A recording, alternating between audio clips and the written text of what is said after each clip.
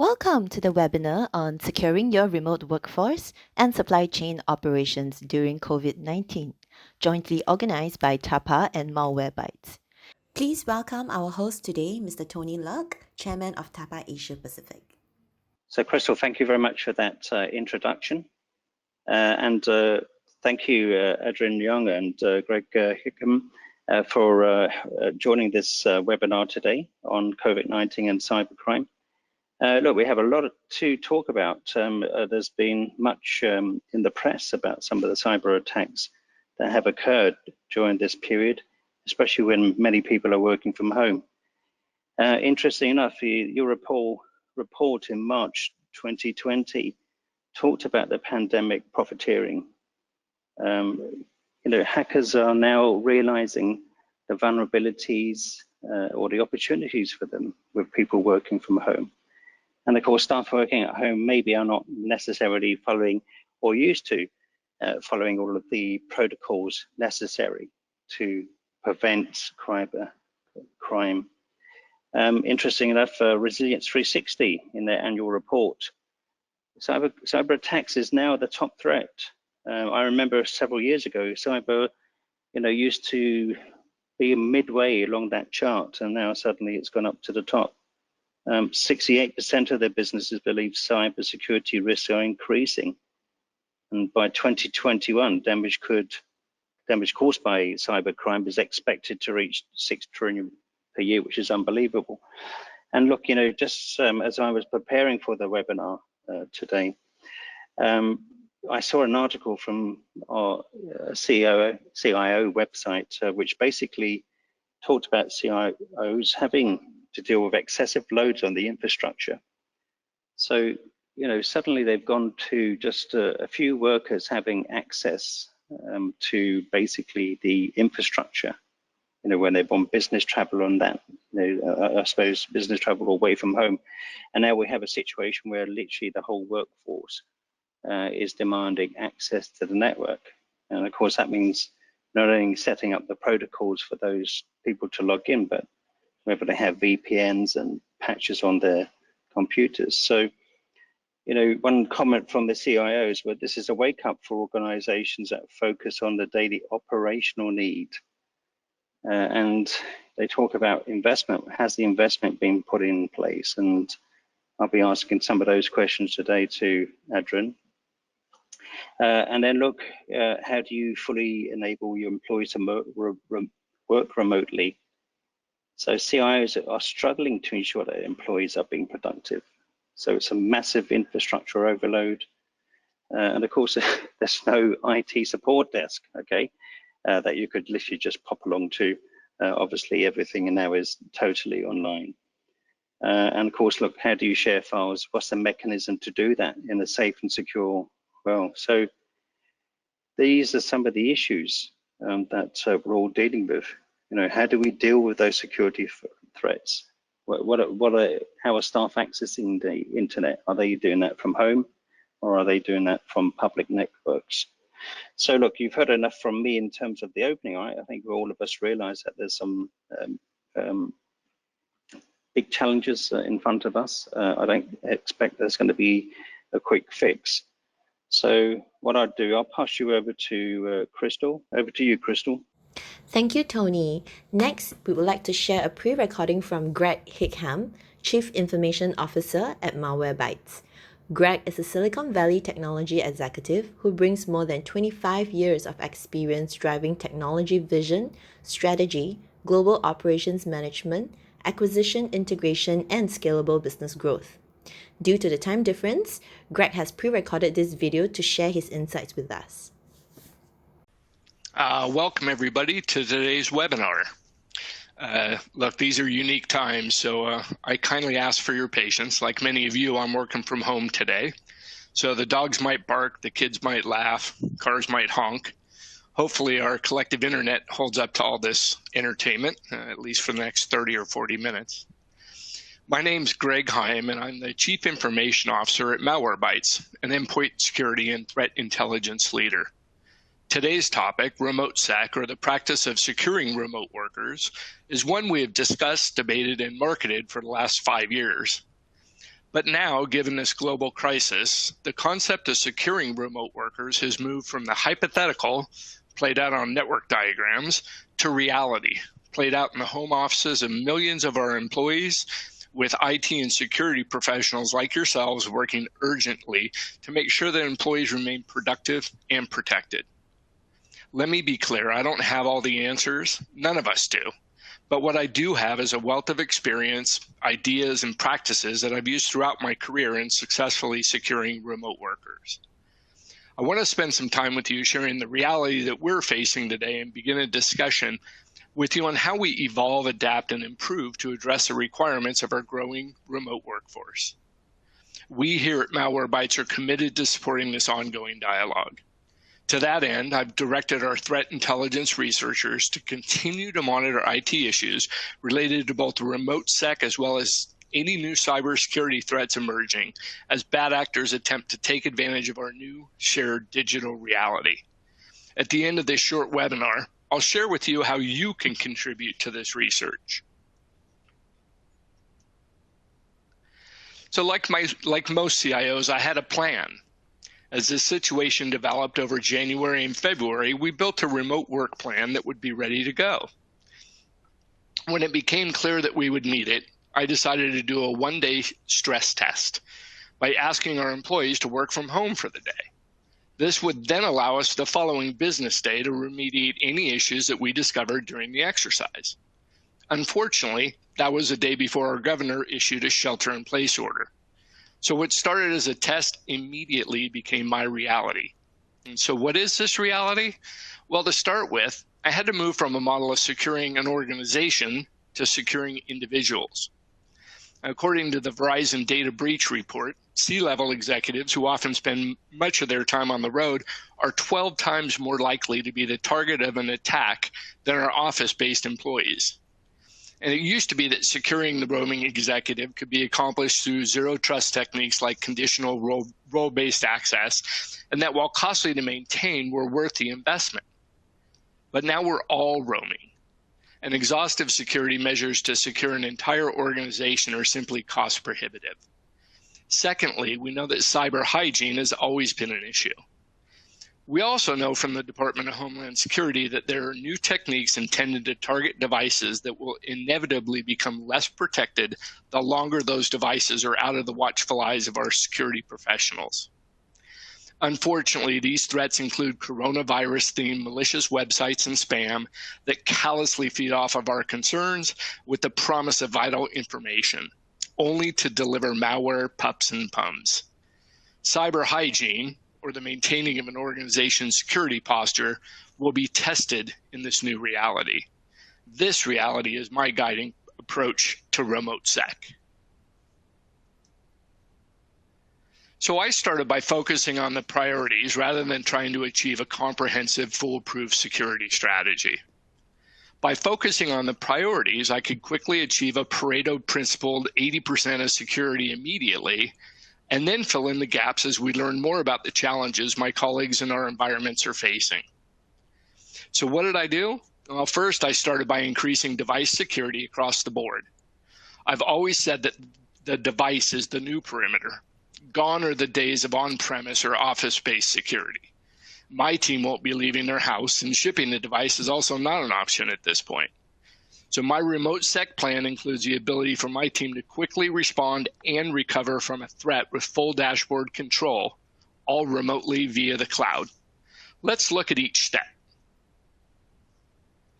As I described earlier, VPNs are explicitly being targeted by the bad guys, yet this infrastructure is often not patched due to its 24/7 availability requirements. Put simply, it's better to take an availability hit than to be breached. So the weekend after the lockdown order, we took our critical servers offline to make sure that we were as patched as possible and our infrastructure could accommodate the immediate increase in remote access. This downtime resulted in a significant decrease in our patch workload, and it gave me the assurance that any unnecessary known vulnerabilities would not be the cause of a breach. With the infrastructure bolstered, I moved to my employees' devices. By running the Malwarebytes endpoint discovery tool, I was able to quickly gain visibility into devices and their security posture, ensuring that they had the right level of security for their role. It's imperative that you secure personal devices that are now being used by employees for work. Suddenly, the employee's home network, home devices, mobile devices, etc., are all going to be added to your company network. So the first task is to discover all the devices, whether they're corporate and unmanaged or private and unmanaged. For example, the Malwarebytes products contain an endpoint discovery tool that enables any company to see what's really attached to the network. Malwarebytes also has a shadow threat report available that can show the actual threats triggered on unmanaged devices for many companies. And the news is full of stories about fake hotel, coffee shop, or other public Wi-Fi networks set up by cyber criminals targeting our employees in transit. And this threat is real. But malware is often set up to trigger upon events, such as when an installed package is actually used. And if done offline, then your security package needs to provide the required protection. Additionally, many organizations' employees have fully taken advantage of their BYOD policy, using their own personal devices at home. Many CIOs have had to loosen access policies to ensure their employees could continue to actually do their work. To do this, they end up doing two things. First, they implement a network access control policy that leverages Malwarebytes agentless remediation to bring back a device into compliance before allowing VPN access. And second, many organizations have leveraged the Malwarebytes personal security portal. And this solution installs Malwarebytes personal protection and remediation on every non-corporate owned device, giving the security team the ability to manage deployment and licenses without having to manage the security policies on these personal devices. So, as we all know, it's a lot easier to run a security operations center in a security operations center. But now my security team is entirely remote. So one of the first things I did was to implement a routine, starting with a daily remediation scan schedule. New Malwarebytes customers report that they have literally thousands of distinct malware on their devices prior to a scan. And the longer the employees' devices stay out of the office, the less secure they become. The most effective way to combat this device entropy is by having the team schedule automated scans at least daily for all devices. For key departments, such as finance, we're scanning twice a day. And because these scans are triggered from the cloud, we can be sure that they're happening in the background and they're not impeding our employees' performance. Second, we work to prioritize security levels based on role. This included defining group security policies based on the group's access rights and risk profile. By predefining these groups, in the event of a cyber attack, we can use a Malwarebytes Nebula dashboard to very quickly assess the severity of the attack and immediately respond. And finally, given the strain on our teams, now is certainly the time for automation. Automation is critical not only to minimize manual errors, but also just to handle the workload. Automation should be applicable to groups or batchable across the entire device pool. Malwarebytes integration with leading IT systems management tools allows for automation of routine tasks, such as a remote device remediation being automatically triggered by a user's submission of a help desk ticket via the ServiceNow ITSM console. What we've seen in many situations is that an initial infection can quickly sprawl out of control.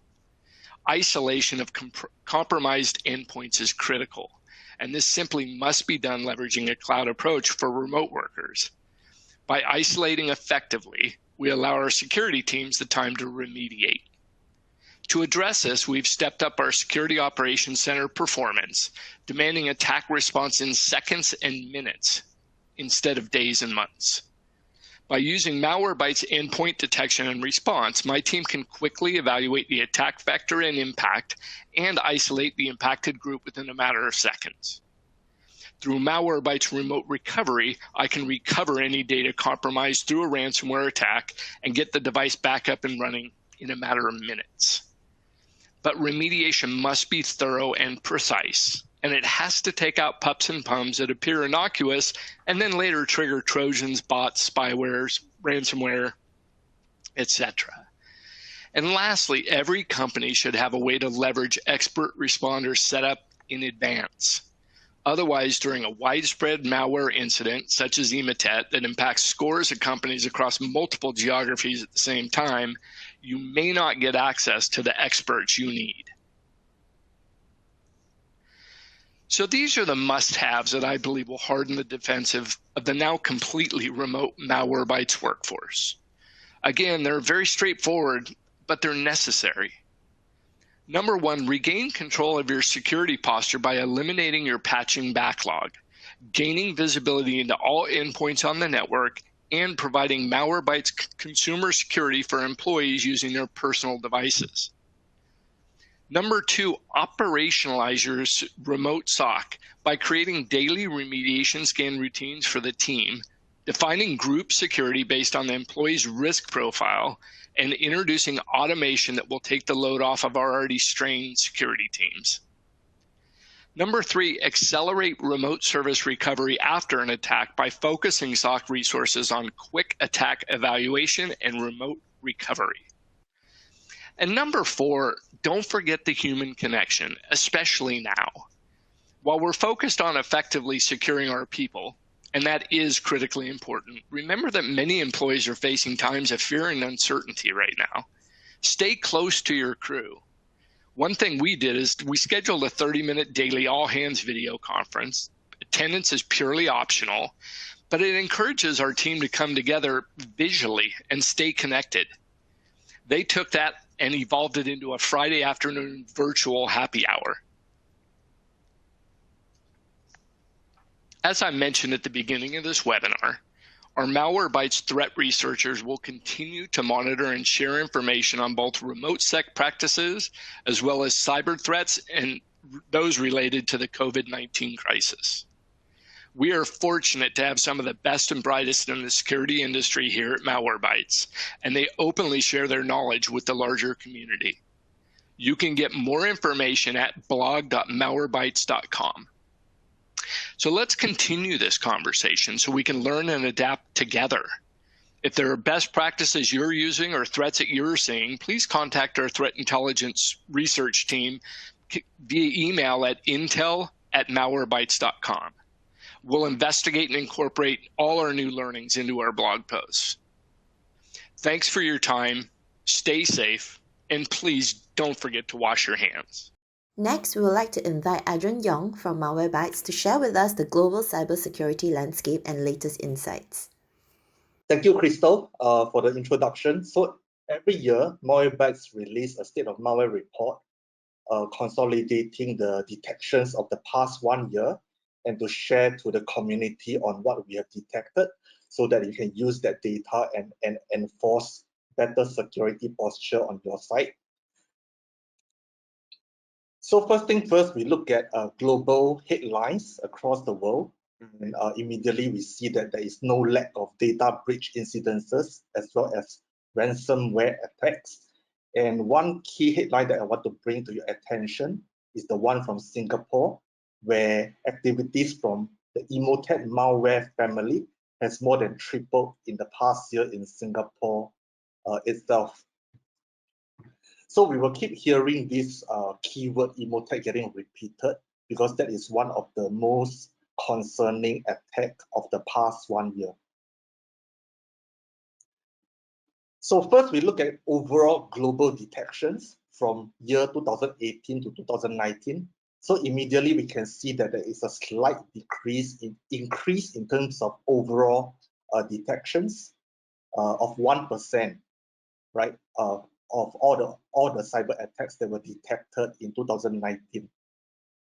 And breaking that down into business versus consumer, we can see that cyber attacks have in general shifted over to a business, and that results in a significant increase of 13% more attacks seen in 2019 versus 2018, while consumer have experienced a slight drop.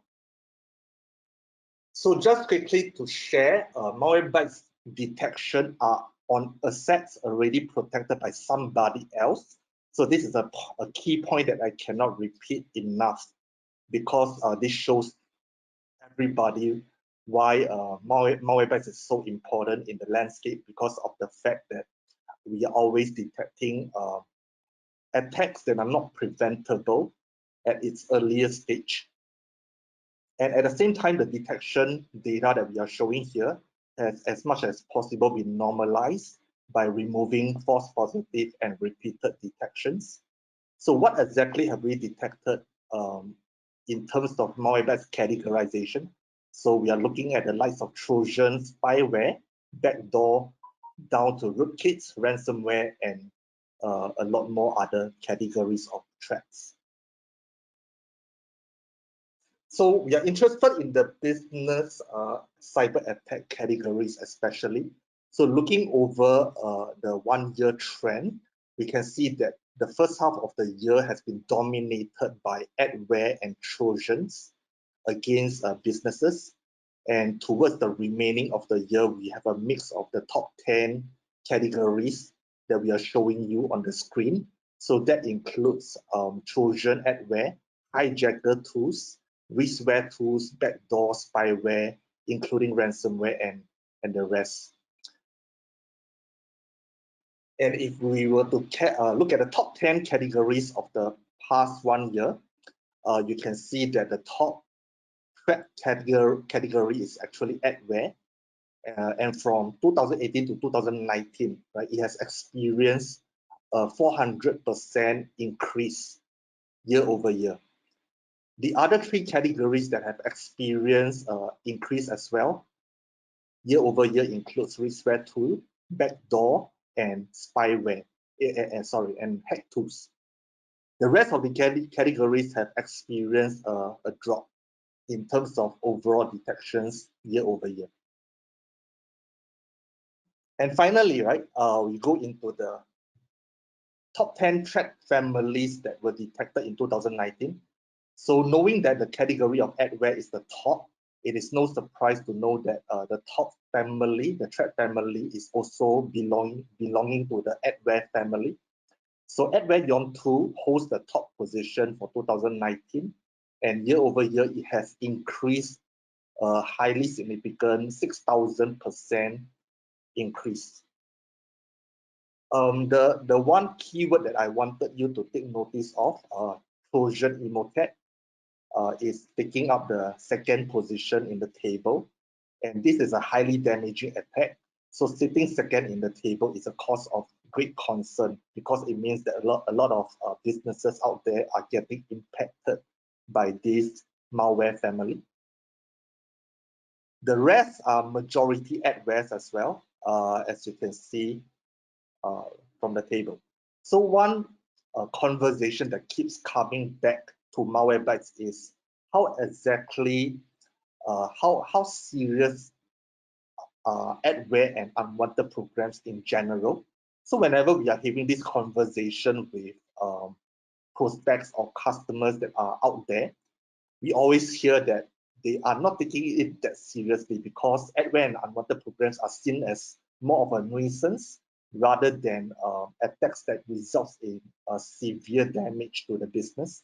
But I would like to change the mindset, because if you were to pull out articles over 2019, we can actually see plenty of ransomware attacks that are in fact delivered over adwares and unwanted programs, and also in general cracked software and bad websites. So this mindset of adware and unwanted software not being a danger to the business has to change. And looking at global industry trends, right, we want to know what are the sectors facing the most cyber attacks. We are now looking at the top 10 from education to services to retail, manufacturing, and including the others, such as transportation and utilities. And you can see that over 2019, the sector facing the most cyber attack for the first half of the year is the education sector. And in the second half of the year, it is the services sector.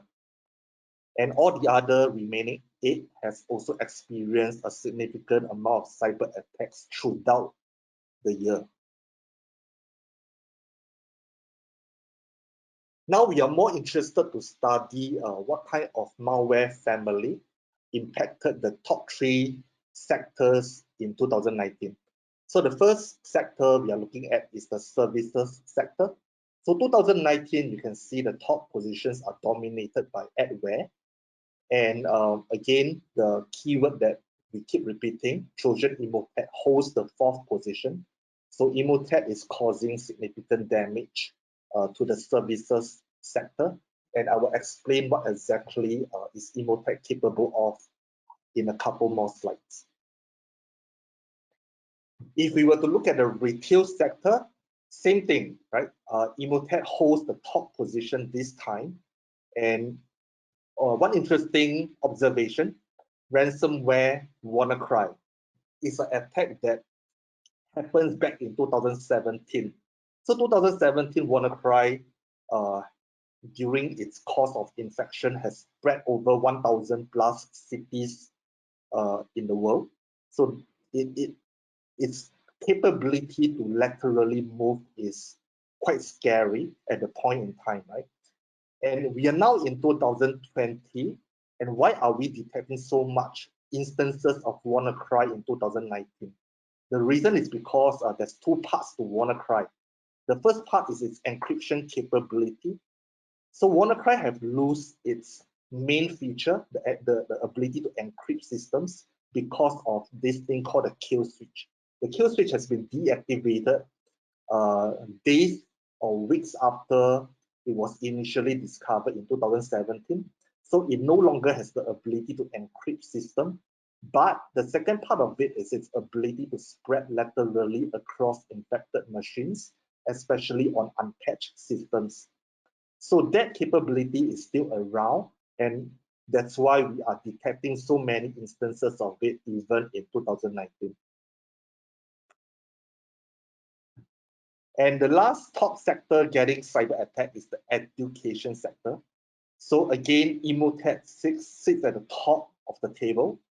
And what's also concerning are backdoor and other Trojans that is on the table. So now that we have finished looking at global detections, let's zoom into the APAC region and to understand what kind of threats are impacting us regionally here, right? So looking at Asia Pacific data without including, without Singapore, Australia, and New Zealand, we can see that combining consumer and business detections year over year, 2018 to 2019, there is an 11% decrease in terms of overall detections. So we are more interested in the business cyber attacks for the top 5.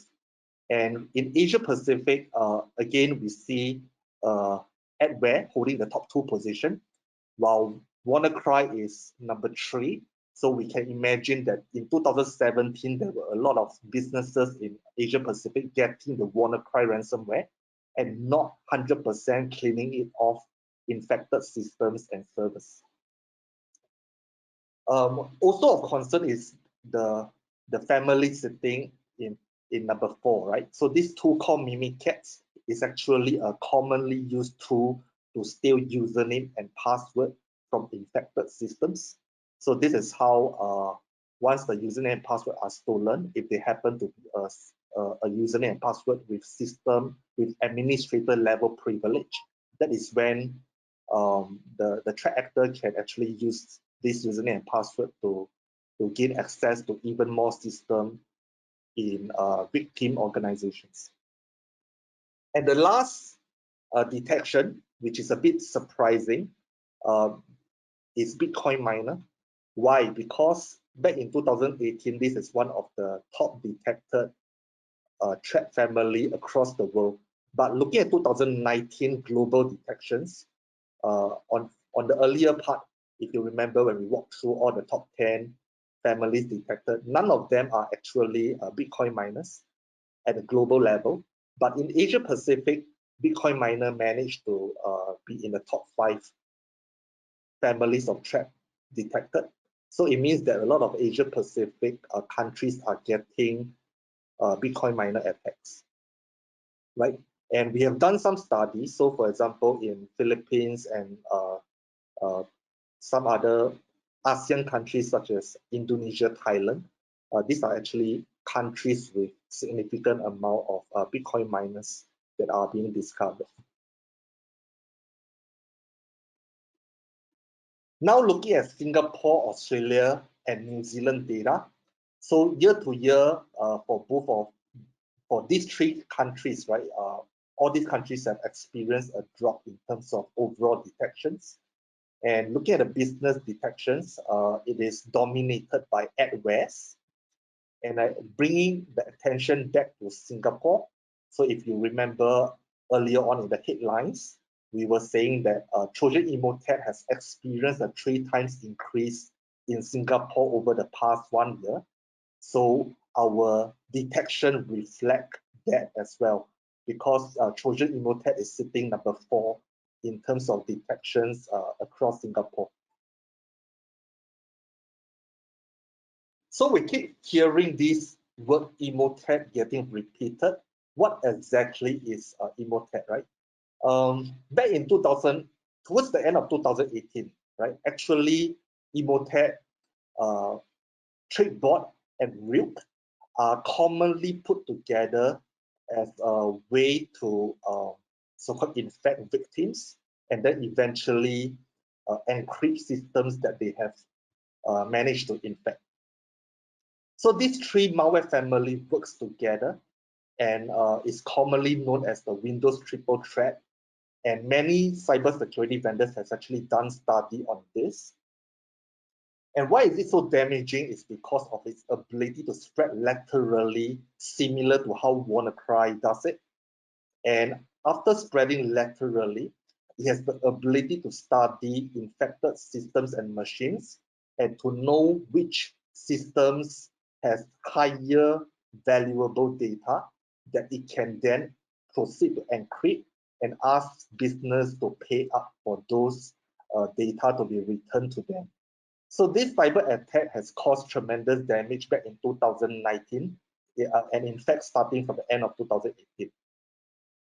In fact, Emotet Trickbot has been around since 2014 and 15. So over the years, it has gained tremendous abilities. And by 2018, right, towards the end, some of the threat actors out there has managed to put these 3 attacks together to make it an advanced attack such that they can cause more damage to businesses that they have managed to infect.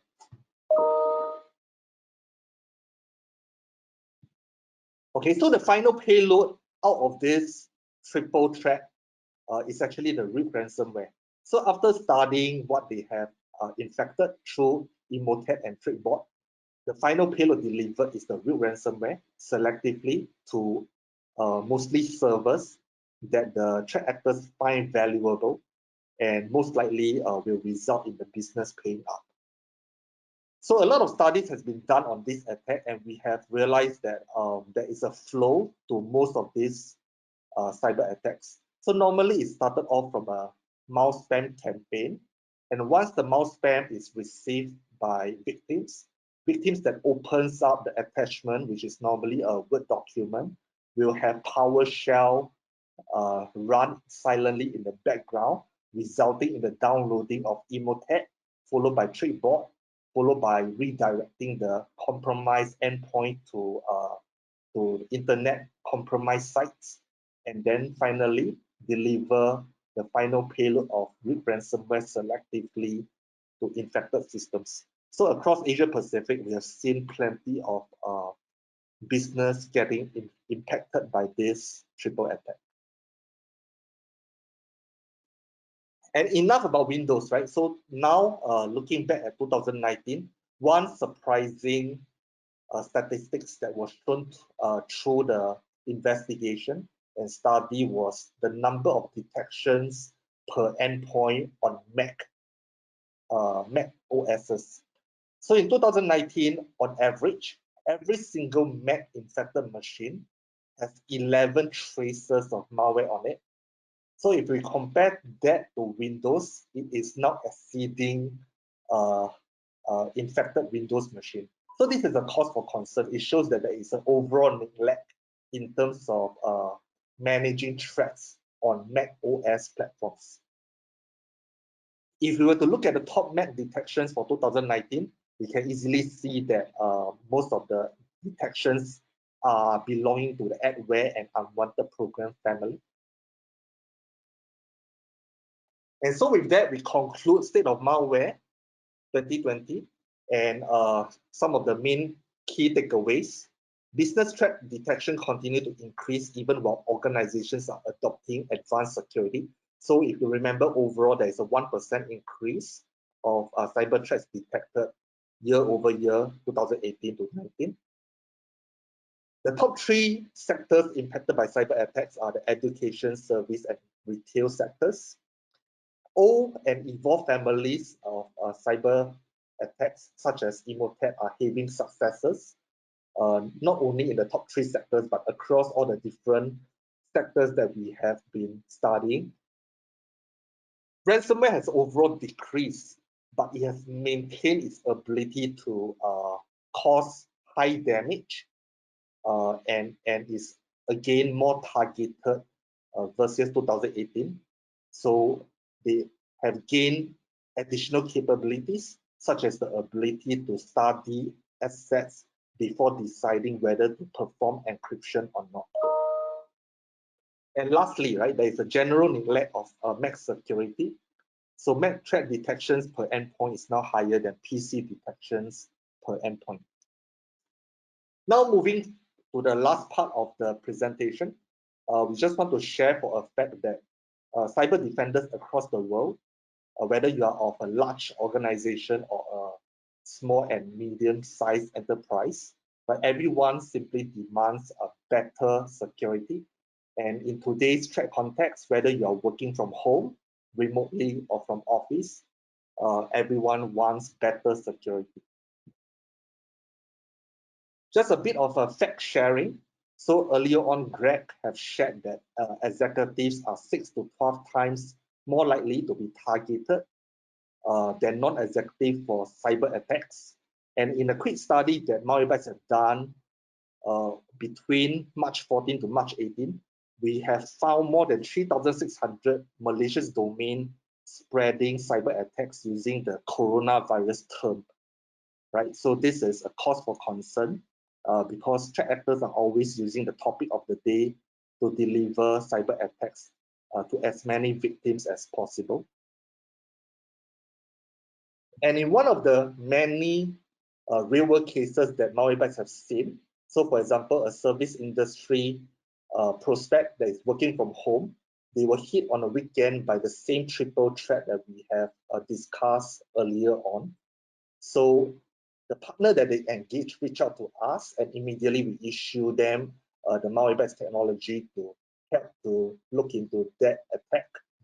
And once our technology has been deployed, immediately, right, we are seeing 95 out of 105 total endpoints and servers are getting infected by the Trojan Emotet malware. And across these 95 machines that are infected, you can see that there are a total of 11,000 strains of Emotet Trojan that have spread itself across all these infected systems. So this is a highly damaging cyber attack that has the ability to maintain persistency such that they make it so tough for you to recover from it.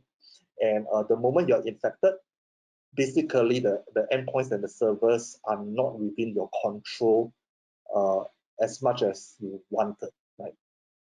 So by deploying Malwarebytes across these 105 endpoints, we are able to immediately detect all these strains of malware, including Emotet, Trickbot, and malware that the customer or the prospect do not also know of, including backdoors, including other Trojans, and remediate them as soon as possible, right? And within a 2-day period, we help this prospect recover from the cyber attack. Over the world, we have seen multiple instances of cyber attacks impacting different businesses across the world, right? So these video that we have compiled over a week's time is showing you unique endpoints and servers that are infected by cyber threats that are not prevented by the security vendors that are protecting them on the right-hand side.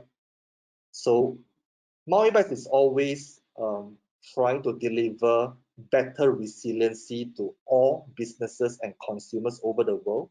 So with that, I end my presentation and hand it over back to Crystal and Samantha.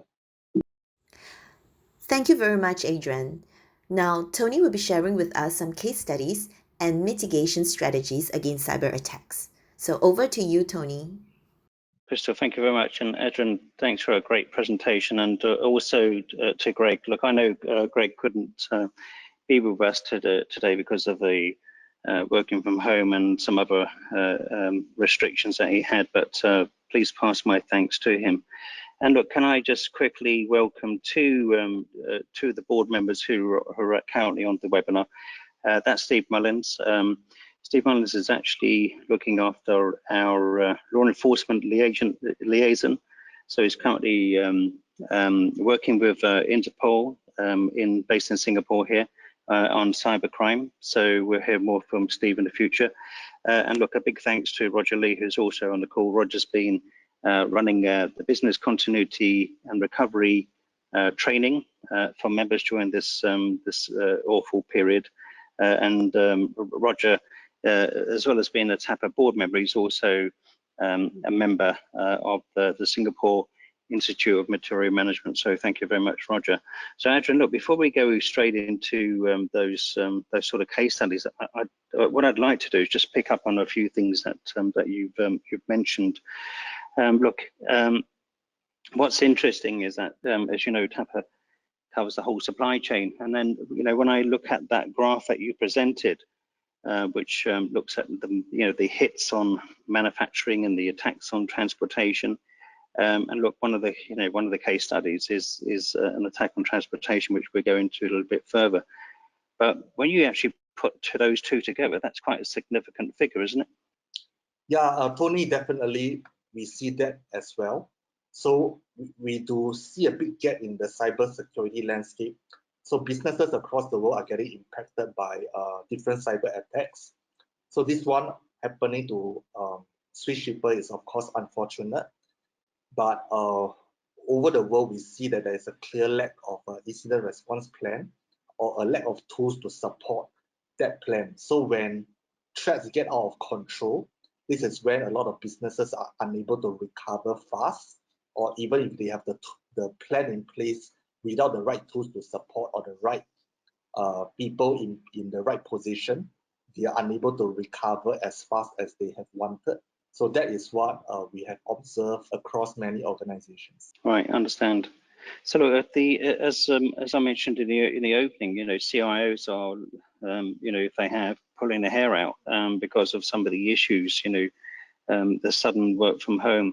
So that puts a lot of pressure on the employee, you know, whether they're working from home. As you know, it's probably been working from home, but what are the sort of risks surrounding that, and what should the employees be doing? Right, so there is no perfect answer to that question. The only best answer is to be ready for any such incidences that happen. So we are in an unfortunate time right now. So what Greg has actually done for us as a CIO, managing the security as well for Malwarebytes, is to get us prepared in the event of such incidences. So the moment the COVID-19 situation gets out of control in the US, the first thing that Greg asked us to do is to make sure that the infrastructure of Malwarebytes can handle the loads of all the remote access workers, whether they are from home, from remote, or from office, at a global level. So he got us prepared by asking us to work from home on a very specific day, and then everyone remote access in to get the system tested and making sure that responsiveness is there even while everyone is accessing the system at the same time. So this is something that he helped to get the company ready in the eventuality that there is a stay home order from the government. Right, got it. So one of the things that came up during a discussion recently was there'd been an uptake in the amount of companies who are actually now purchasing insurance for cyber attacks. So what is your thoughts on that, Adrian? I'm a believer in having cyber insurance. So what we have observed is in the US, the pickup is a lot higher than the rest of the world. Probably it goes in US, followed by Europe, followed by Asia Pacific. So I definitely agree with organizations that adopts cyber insurance as a way to improve overall security posture, because no tools ever protect 100%, no tools ever detect 100%, and no incident response plan is ever 100% as well.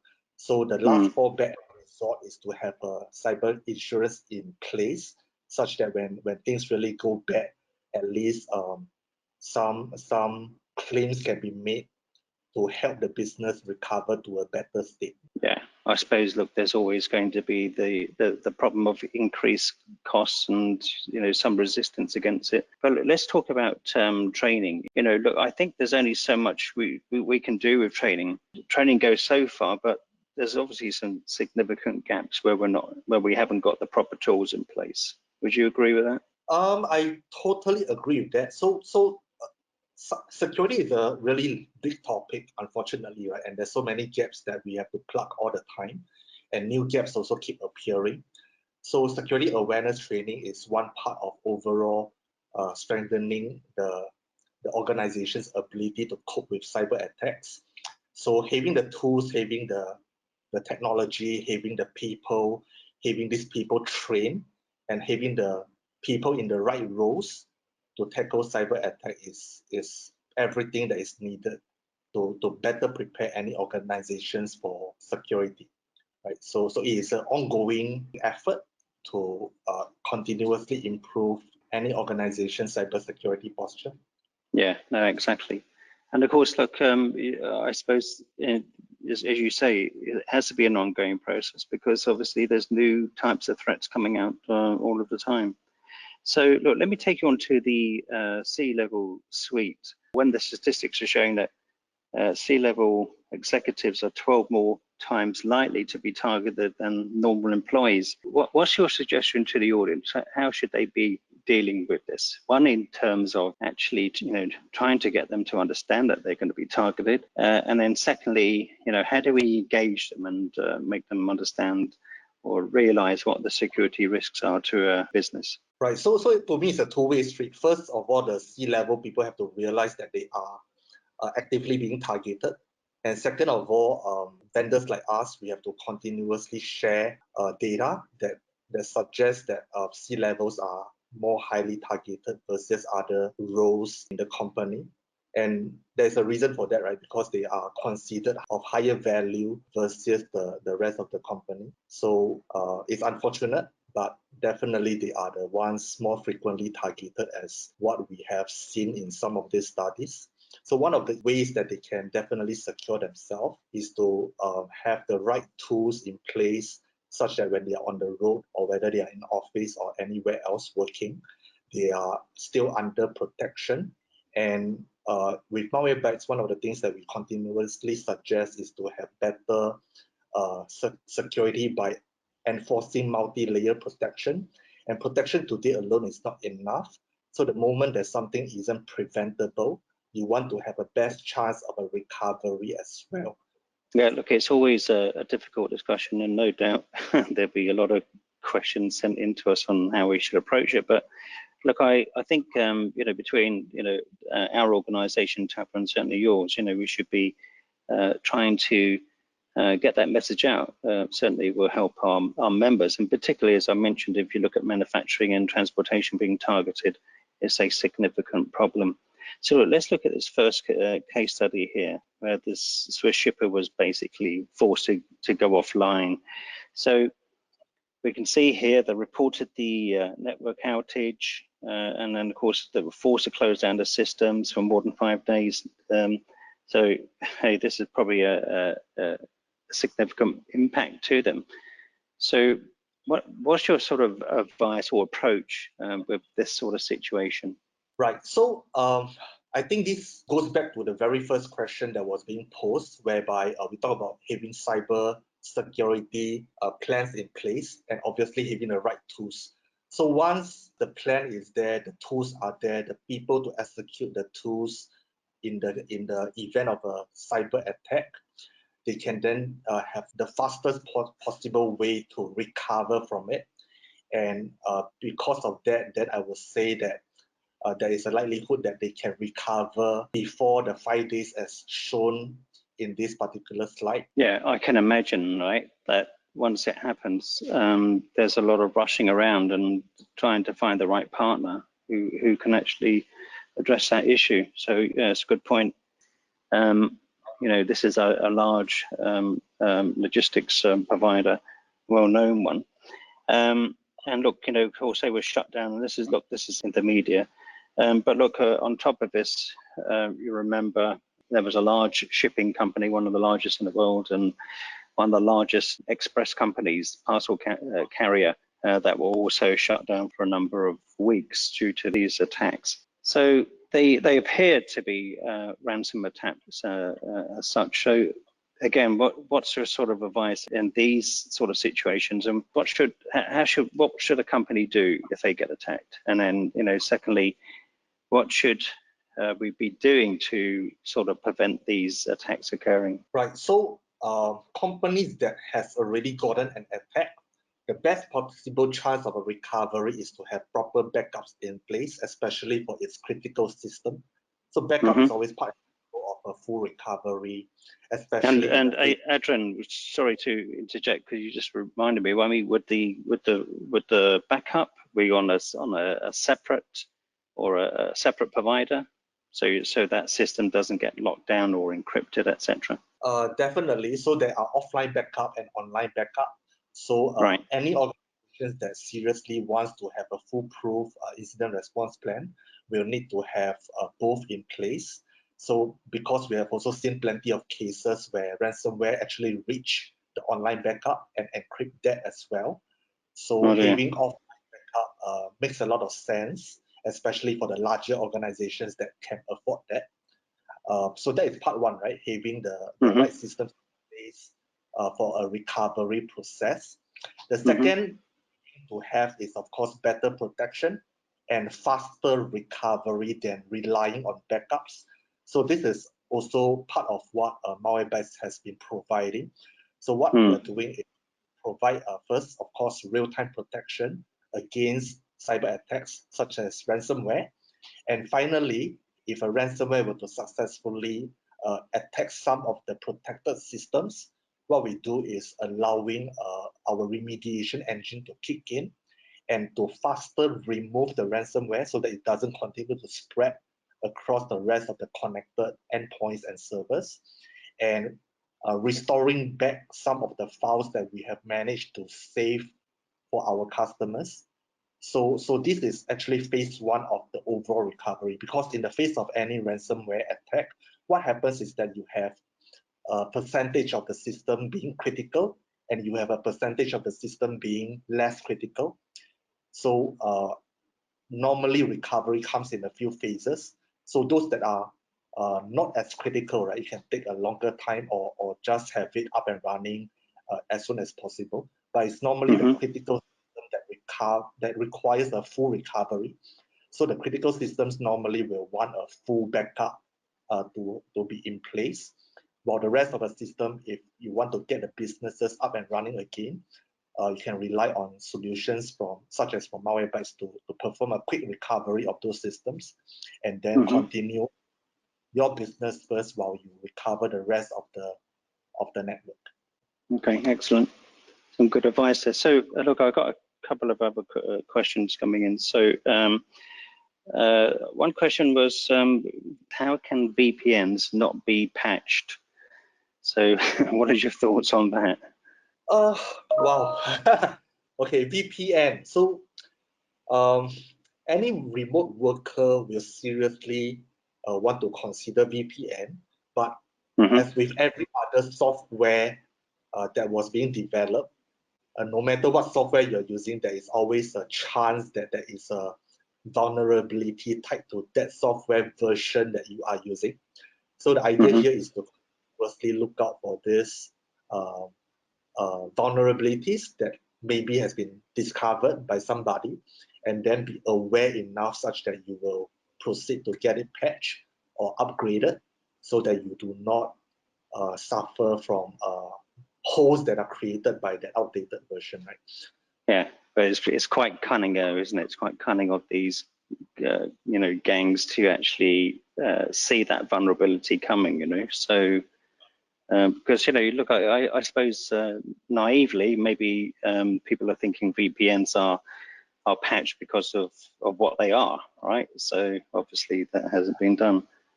So next question: how quickly can systems be isolated when they understand that they're under attack or having an attack, in the process of having an attack? How does that happen? How do we isolate systems so we can stop the spread of the virus within the company?